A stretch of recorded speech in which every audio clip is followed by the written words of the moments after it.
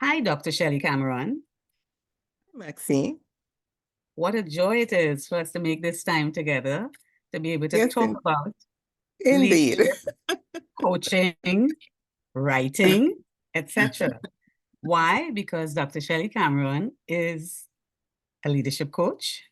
She's a human resource management consultant, and she's also an author.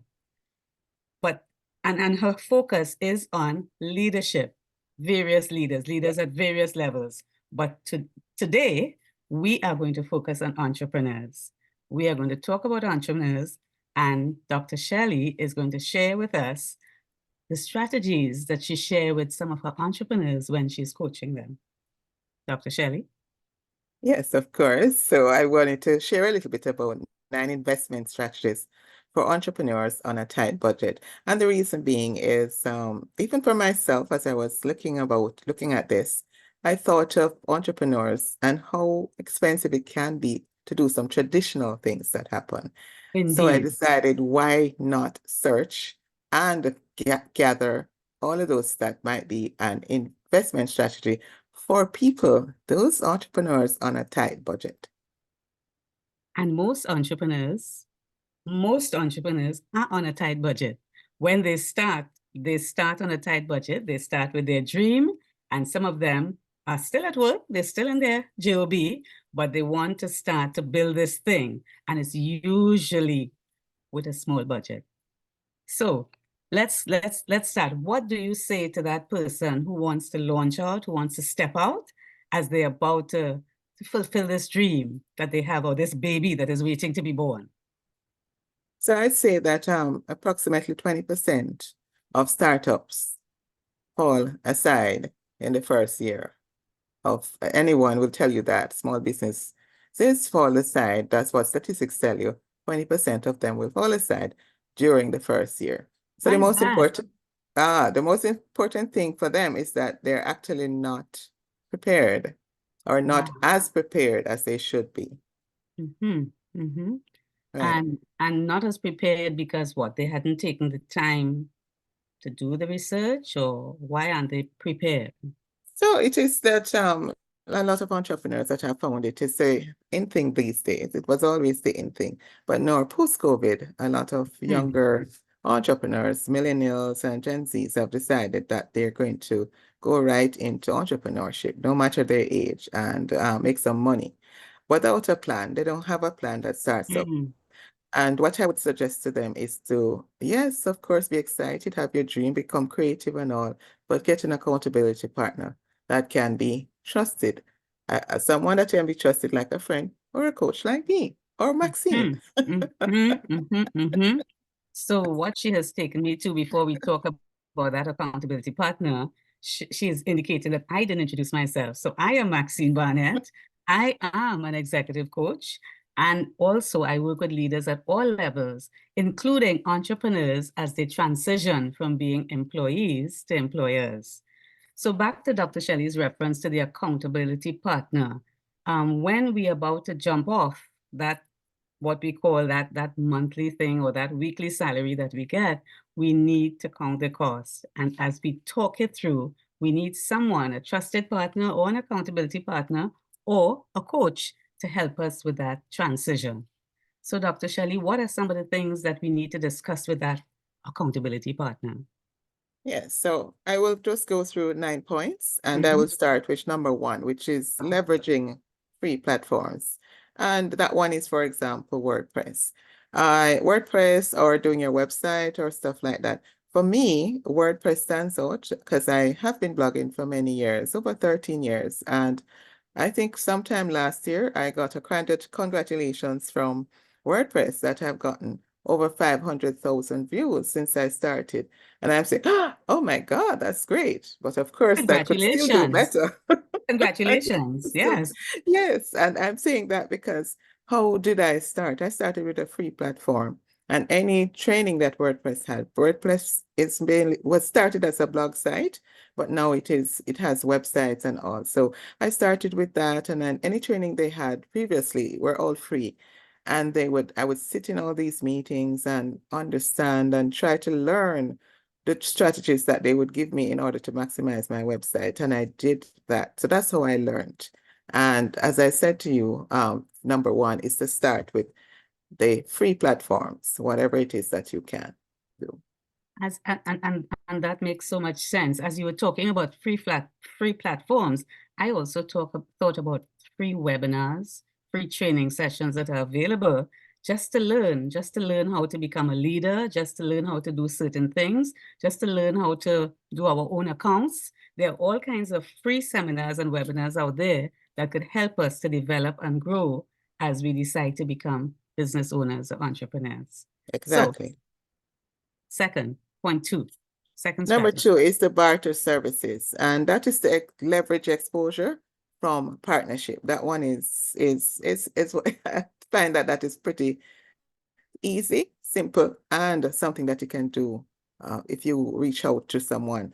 And Maxine, I think you do have some experience in that. Would you like to just share? Absolutely, absolutely. And as for me, as I started off as an entrepreneur, a business owner myself, I remember that the person I bartered in various ways, and we can start bartering when we go out and we find people in our networking activities. So as we make, we build relationships and so on, we can talk with each other and say, okay, how can I help you as you can help me? And so much of that can happen as we start getting out there and meeting other persons who are about the same business. And for me, I remembered that I offered coaching services for someone who was able to help me with the platform that I was developing. So that's one example. Yes? Absolutely. Exactly what I'm referring to. So you Sure. bartered there. Number three is to get sponsorship. Get sponsorships from vendors. Partner with others to help fund results. Give an Right? example of that. Give an example of that. Yes. I'm thinking of one good example is we have participated and have led the 30 under 30 event in Washington, D.C. And we've been doing this for quite some time now. And The other hat that both of us wear. Yes. right. And what that's another hat, of course. Yeah. And I think it's similar, the same hat, because we do give a sponsorship ourselves as coaches to the winners of the events. Right? Well, not the event, but honorees that have come forward. These are emerging leaders. So that also works as well. And another person that I'd love to share about is Tower Isle. They have been sponsoring that event for many years, since its inception in 2016. So that's where getting sponsorship. So sometimes it might be that it's expensive for you, but you can actually get sponsorship, and that will help to reduce your cost. By partnering, we can get sponsorship by partnering with someone at an event. We can get sponsorship from someone who has a skill set that we don't have, but we can come together. We can come together and do it, and they can sponsor the event. Strategy number 3. Yeah, so I will say I'll jump into DIY. I think that's our point 4. Design your own flyers, design your own website, give talks at libraries. Those are some things that you can do it for yourself. Go to libraries, community centers, and places like that. For example, my DIY was developed, my skill as far as the platform on social media and the things came around because I published my first book years ago based on my research. When I published the book, I had to get it out there. How could I get it out there? When I checked around the cost of doing flyers and the cost of doing a lot of stuff was very, very expensive. So I started trying to do them myself. And now I'm able to just zip on and I use Canva and I just prepare my flyers and I do things like that. So that has helped me a lot in getting simple flyers out and doing a lot of things myself. So start off with that. As you graduate into it and become more successful, then you're able to reach out to other entrepreneurs, or you can't do everything yourself. That's when you can buy the services, pay for the services, professional services to do it for you. But at the outset, I'd say not to invest as much funds into doing the information. Sure. So I was waiting to hear you reference Canva when you talked about doing your Right. flyers yourself and so on. That is a platform that's available to us that we can learn how to do the things ourselves. Right, Even if you have to do a presentation, creating your slides yourself, that's another right, thing you can do for right, yourself as you right, grow, as right. opposed to, paying for it to be done. That money can be used for something else. Yes? Exactly, Mm-hmm. exactly. Yes. And point number 5 is to offer packages. So bundle packages or do multi-sessions, right? You can get Some examples of that. Yes. discounts and grant discounts and incentives. When you walk into Macy's, there's no, I don't think there's any place that has that as an example more than Macy's. And they Mm. have their friends and family discounts, and today it is going to be on with this, and tomorrow it is going to bring a friend and all of that. So you too, as a new entrepreneur, can also do that yourself as well. Mm-hmm. Sure, sure. Offer packages. As you were talking about that, it's not necessarily under the thing of offering packages, but I was just thinking of offering to just speak at community forum, just offer to speak on your topic. And that's another way of helping people to know what you do. So you get out there, you put yourself out there in a sense. Yes? Right. And Mm-hmm. I think that goes into be the guest of instead of being the host. And I think Right. that was the point you were alluding Mm-hmm. to. It Mm-hmm. reduces the cost. So you can, if you're a blogger, you reach out to bloggers who are much, much bigger than you are, and then you tap into their audience as well. You speak at other events, and that also will expose you to, if I'm Maxine's audience, it also exposes me to Maxine's audience as well as my audience and replicate it because Maxine is going to invite her friends and so on. So it's replicated. And that's where you can get a lot of exposure. So be the guest instead of being the host. Vice versa. You're always looking to see what you can do as opposed to what can be done for you. Because when you offer what you can do, you'll be surprised how much come back to you. Yes. Exactly. Mm-hmm. Another strategy that you share with The your other audience. strategy is point number 7, tap into Mm-hmm. your network. So you Mm-hmm. have a lot of networks there. Ask them to share your content. You share something on social media, reach out to them and ask them to share your content. You can also provide referrals. Ask them to provide referrals for you. Ask them to provide you with testimonials. These are some things that you can do that can help you to spread abroad your own entrepreneurship venture. Absolutely. Do not be afraid to ask for referrals. Every time you speak somewhere or every time whether it's online or in person, you ask for referrals. Even if it's one referral can make a huge, you can multiply into many. One never knows. Exactly. Do not be afraid to ask. Exactly. Yes, do not be afraid to ask for referrals. Right. Yes, Dr. And Shep. no, and number 8 is focus locally. So you promote within your local community first to establish proof. Then you can build your credibility and spread your wings once you get cemented in your local community. And your local community doesn't have to be exactly where you reside. It might be just your local network that you are from a community and you stay within that community that you are in. I know you do a lot of work in the Caribbean as well. I do a lot of work in the Caribbean. That is also a local opportunity because that is where you're from and that's where your community is. Mhm. And as well as in DC, Washington, DC, where we do a lot of work there through the 30 under 30 and Institute of Caribbean Studies. And I'll mention that because though it is not where we're residing, because we reside all over, we're mobile basically, Right. but Yes. that's where your network is. So you do it locally first. And I would also mention, most important, that in also doing it local, you will also learn what works and what doesn't work before you launch out into a new territory.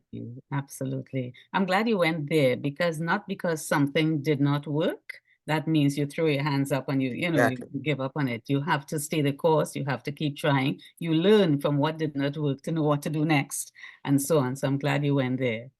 Yes. And We have my strategy. and Strategy. my final point is number 9, which says only invest where needed.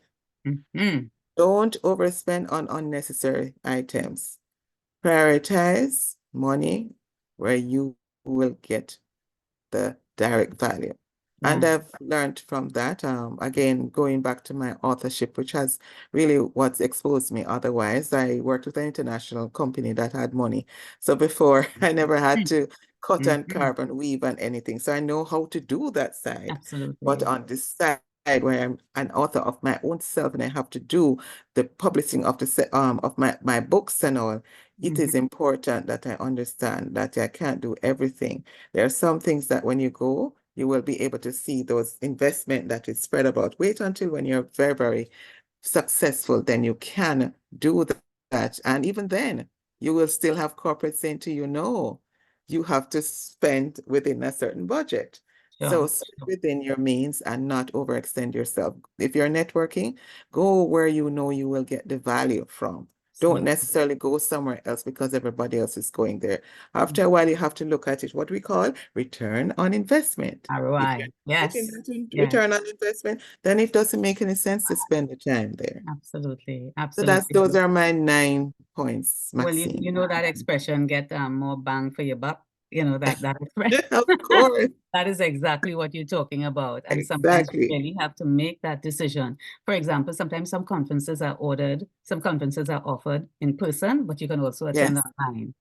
So it may be that you may have to make a decision. This one, I'll attend online. I wouldn't go in person because in person means airfare, hotel, exactly. etc. So sometimes Exactly. you have to make those kinds of decisions. So really, it Right, is really where you get more bang for your buck, right, and looking right, for the right. ROI. You're looking for the ROI, and you're looking for, what is going to help you to move forward, You don't want to spend so much that you become bankrupt before you even start.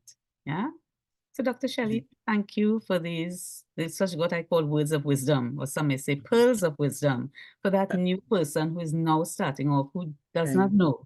So that for that entrepreneur that's out there and is listening to this, you can reach Dr. Shelley at Dr. Shelley. I'm on LinkedIn. I'm on social media at Dr. Shelly C_success for Instagram, and on Facebook it's Dr. Shelly Cameron. And of course, as I said, ccahr.com also is my site where you can find all my services and all. I wanted to leave you with a parting quote, if that's okay. I love Absolutely. quotes. I love quotes. I I know. believe everybody needs motivation, especially new entrepreneurs or seasoned ones, or if you're making a pivot into something else. So my quote is by Jas Baniscuie, and it says, "Don't get distracted. Never tell yourself that you need to be the biggest brand in the whole world. Start by working on what you need at the present moment, and then what you need to do tomorrow. So set yourself up for manageable targets." And that's the quote that I'd like to leave them with. Excellent. Well Thank you. said. What a lovely note to end on as we end this interesting conversation targeting entrepreneurs, especially new entrepreneurs. I am Maxine Barnett, the founder and CEO of Soft Skills Services. I also am a coach. I am a soft skills and executive coach, and you can find me at softskillservices.com or on LinkedIn. Bye for now. Thank you.